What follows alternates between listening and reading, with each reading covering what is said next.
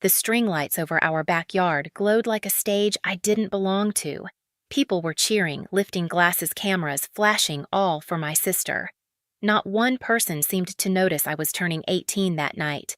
I stood behind a row of champagne flutes, the heat from the lanterns sticking to my skin, watching the MC tap his mic and shout, "Let's celebrate Evelyn." 18 again. Something in me stopped. Even the music felt wrong. I set my glass down slowly, quietly, and in that moment I realized this party would become the last memory my family ever had of me, though they didn't know it yet. I grew up in a house where light always seemed to fall in the same direction toward my sister. Even as kids, Evelyn never had to ask for attention. It arrived for her the way summer heat settles over Austin, heavy and automatic. I learned early how to move around it, how to make myself small so the beams wouldn't burn.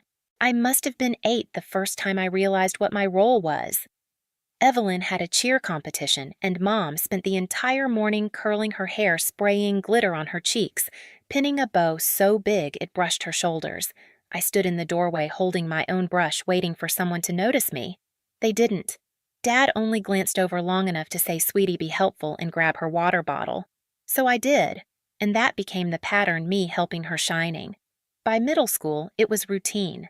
Evelyn talked, I listened. She won, I clapped. She needed something, I carried it. At family dinners, relatives would pull her into conversations about her future, her beauty, her potential. When they turned to me, their questions were gentler, thinner, polite in a way that made the air feel tight. "How's school?" Still drawing. Then their attention drifted back to her, like I'd only filled a pause. But the moment that never let me go happened when I was 15. I'd spent weeks making a scrapbook for her birthday sketches, little watercolor corners, a layout I'd worked on every night under my desk lamp. I remember wrapping it in brown paper, tying it with twine, feeling proud in a quiet way.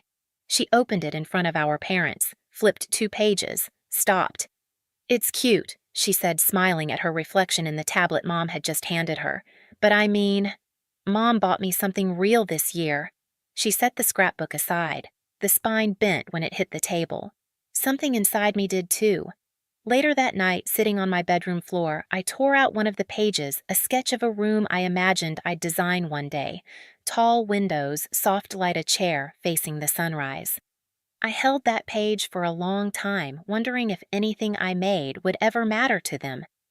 The rest of the scrapbook went into the back of my closet. The single page went into my sketchbook. It's still there. As I got older, the imbalance sharpened instead of fading. Evelyn got a car at 16. I got the privilege of helping her pick paint for it. She had friends over. I brought snacks. When relatives came to visit, they asked about her grades, her prom dress, her college plans. Mine were polite afterthoughts. Mom used to say I was independent, the kind of daughter who didn't need much. It sounded like praise until I realized it was permission to overlook me to save their energy for the child who demanded more. Dad once told me, "You're steady, Autumn. Evelyn's fragile. She needs us more." But fragility never seemed to stop her from stepping on everything in her way. By 17, I'd learned to read the house like a map. The noisy rooms belonged to them. The quiet ones were mine. I stopped asking for things, rides, help, attention. Silence became easier, predictable, safe. And yet, somewhere under all that quiet, a tiny part of me still waited for a moment when someone might look at me the way they looked at her, for a chance to be seen without having to earn it. I only realized how foolish that hope was the night of my 18th birthday, when a single sentence confirmed what I'd always known. In this family, visibility was a privilege, not a birthright. I knew the heat that night wasn't just the summer air. It clung to me the moment I stepped into the backyard, a reminder that my place in this family was always a few steps behind everyone else. The string lights draped over the patio flickered against the pool, throwing gold across faces that weren't looking at me. I stood near the edge of the crowd, hands still sticky from arranging the last set of candles on the tables. Mom had handed me a lighter earlier and said, "Make sure everything looks perfect before guests arrive." She didn't say happy birthday. When the MC tapped the microphone, the vibrations ran through the glass in my hand. People turned. Conversations paused. A small hush lifted the heat from the air. "Let's give a huge cheer," he said to Evelyn, celebrating her 18th again. The crowd erupted. I didn't. For a second, everything blurred, the lanterns, the voices, Evelyn's bright smile as she stepped forward in a white dress she bought just for the night. My eyes landed on the cake. 3 tiers, frosting like marble, her name written across the top in gold. My name wasn't anywhere. I felt Mom touch my arm, soft but firm enough to keep me still. "Don't step up," she whispered. "It'll confuse people." Confuse people. At my own birthday. I looked at Dad. He didn't meet my eyes. He was clapping too loudly the way people clap when they're pretending nothing is wrong. Evelyn made a wish. Cameras flashed. Guests chanted her name. Someone beside me said, "She looks amazing." This is so her night. And suddenly I understood something sharp and simple. There was no mistake. No misunderstanding. This wasn't my celebration accidentally overtaken. It was theirs intentionally reassigned. My throat felt tight, but my breathing stayed steady. I did what I always did, quiet, contained, unseen. I lifted my glass halfway as if to join the toast, then set it down before it reached my lips. Nobody noticed. A small piece of wax dripped from a candle onto the tablecloth. I watched it harden pale and final. Then I turned, walked past the laughter, past the music, past the house that had never been mine. Barefoot on the warm pavement dress brushing my knees, I didn't look back. Not even once. I didn't run. I just kept walking until the music from the backyard faded into a distant hum, swallowed by the heat and the empty stretch of the neighborhood street. The pavement was still warm under my feet, but the air had cooled enough to sting my skin. I didn't know where I was going. I only knew I couldn't stay. When the bus finally appeared at the stop on the main road, its headlights cut through the dark like a quiet invitation. I stepped on without thinking. The driver glanced at my dress at my bare feet, then back at the road. He didn't ask questions. I was grateful for that. The door folded shut behind me with a hiss. That sound felt like a line being drawn. I took a seat near the back. The engine rumbled low and steady, and for the first time all night, there was no one telling me to smile, to be quiet, to stand aside. Just the hum of wheels on asphalt, the flicker of streetlights against the windows, and the faint smell of old coffee lingering in the air. Somewhere between Austin and the next town, I reached into my purse and pulled out my sketchbook. The cover was worn soft from years of being handled edges, frayed corners bent. My fingers brushed the page where the drawing had been torn years ago. The empty imprint of that missing sheet stared back at me. I flipped to a blank page and rested the pencil against it. A room began to take shape, tall windows, open light, a single chair turned toward the sunrise. I didn't know it yet, but that was the first draft of the life I was about to build. The bus carried me north through the night. Each hour felt like a quiet, shedding the weight of Dad's silence, the precision of Mom's control. Evelyn's shadow stretching across every room. By dawn, when the skyline of New York rose in the distance, something in me settled. Not peace, not hope, just resolve. Queens was the only place I could afford. A narrow room with peeling paint, a window facing a brick wall, and a radiator that clanked whenever it felt like waking up. I paid the deposit with the summer internship money I'd saved, $600 total. When the door closed behind me, the silence echoed. Not empty. Open. I set my sketchbook on the windowsill. The space felt small, but it felt mine. My days became a montage of survival. Opening shifts at a small cafe. Steam rising from milk pitchers. Wiping tables until my hands ached. Faint jazz playing through old speakers. And every night, classes on my laptop. Notes scribbled until the margins disappeared. Building digital models between the sounds of traffic and the thin walls around me. I didn't talk much. I didn't need to. People in the city barely looked at each other. That anonymity was a gift. One morning, while wiping down the counter, an older woman approached. She carried herself with the calm precision of someone who understood space the way others understand language. She pointed to a napkin on which I'd unconsciously sketched a corner of the cafe. "You drew this?" she asked. I nodded. She studied the lines for a long moment, then said, "You see the room. Most people only see objects." Her name was Marisol Hale. I would learn later she was known in certain circles for turning abandoned warehouses into homes with soul. That day, she simply handed me her card. "Come by the studio," she said. "I might have a space for you." It wasn't a promise. It was an opening. At her studio, a converted warehouse with brick walls and afternoon light pouring through skylights, Marisol looked through my sketches, each one spread across a long oak table. Her finger paused on the page with the imagined room, the one I'd drawn on the bus. "You build from absence," she murmured.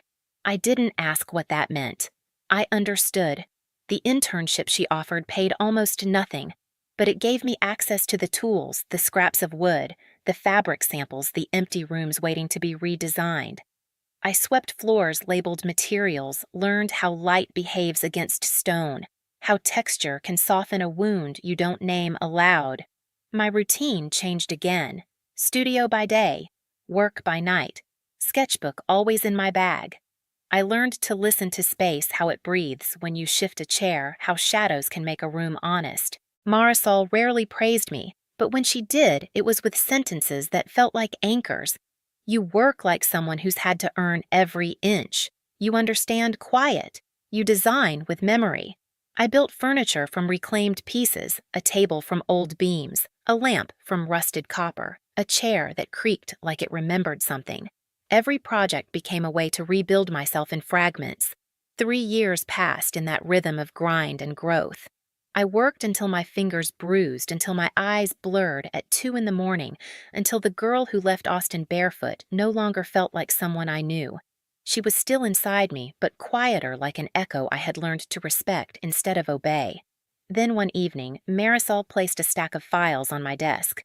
"Clients asked for you by name," she said. Just that. No smile, no ceremony. But I felt the shift. The first breath of a life that wasn't borrowed or inherited, but built. That night, in my tiny room with the brick wall window, I made a spreadsheet. Expenses, savings, supplies, projected costs, potential clients. A list titled "Steps to Independence." I typed, checked, filed, deleted, rearranged. No noise, just decisions settling into place. By morning, I had a plan, a real one. Autumn Atelier would be mine. My studio, my space, my name. The bus had carried me away. My work would carry me forward. This time, I wasn't running. I was building. This time, I wouldn't fix what they had broken. The morning my TED Talk went live, I didn't think anything would change. It had been a quiet event in a small auditorium filled with people who listened carefully and left without applause that echoed.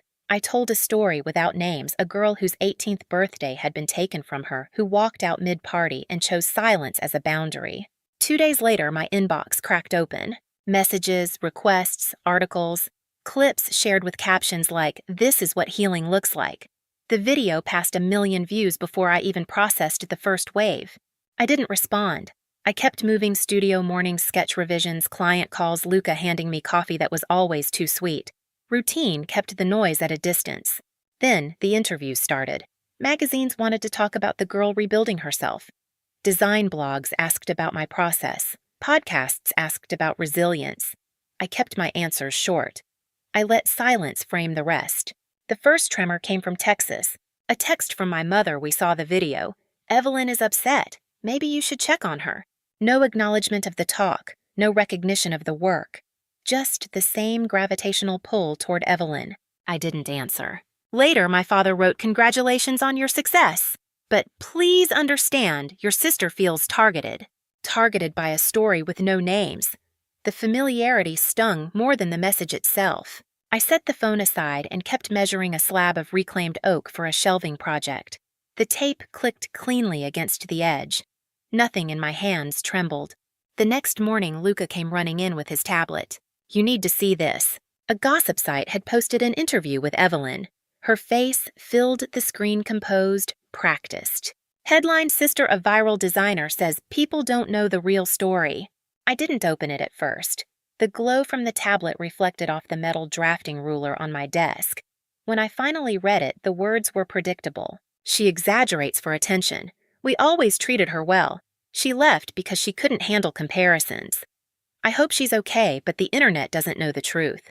I didn't feel anger, just confirmation. Some people collapse without being the center. By evening, the wildfire had started screenshots, stitched reactions people pulling years of Evelyn's old posts that contradicted everything she'd said. Comment sections turned heavy and fast. Still, I stayed silent. Silence has weight. It tilts truth toward the surface.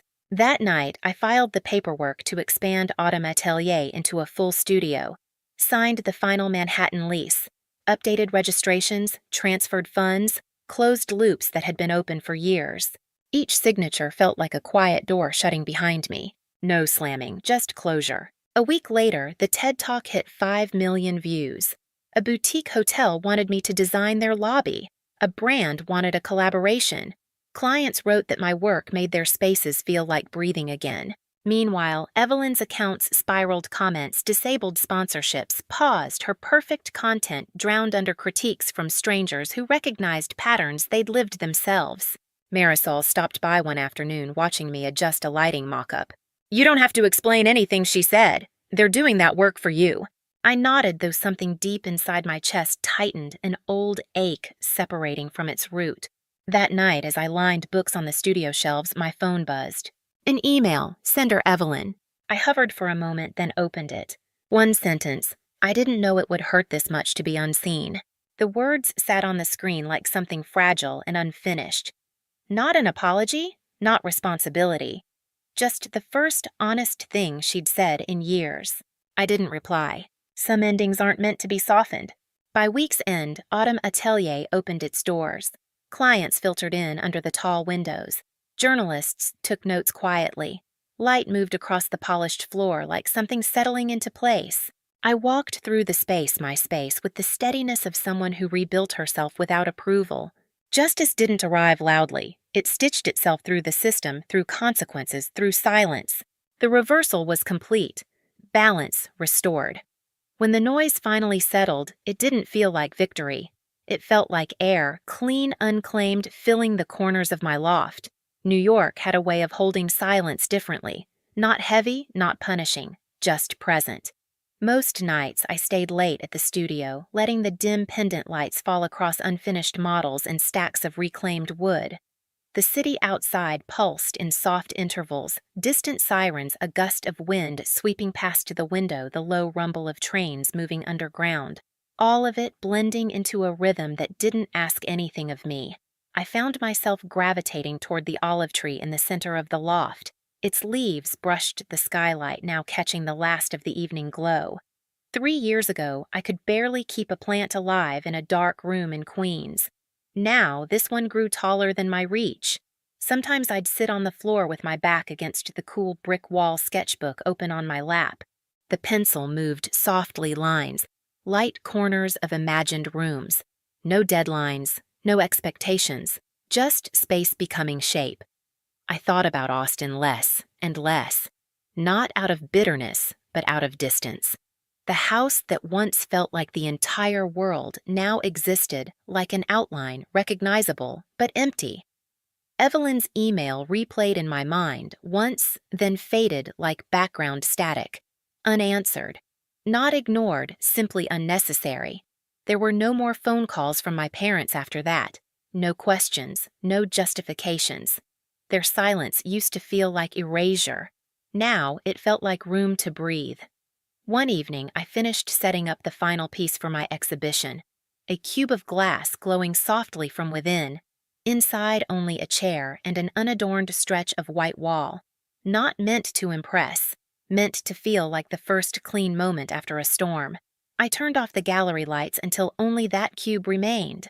Gold spilling across the concrete floor in a quiet pool. Walking back into my loft later, I noticed how the city lights flickered across the window, merging with the reflection of my living space. My home built from nothing but years of quiet rebuilding. I exhaled slowly, the air cool against my lips. For the first time in my life, I didn't wonder who might be watching. I was enough company on my own. Some people rebuild their lives by shouting their pain into the world. I rebuilt mine by turning the lights on in a room no one ever thought I'd own. Silence didn't break me. It shaped the walls, the floor, the doorway I finally walked through without fear. And standing here now, looking at the city breathing below my windows, I understand something simple.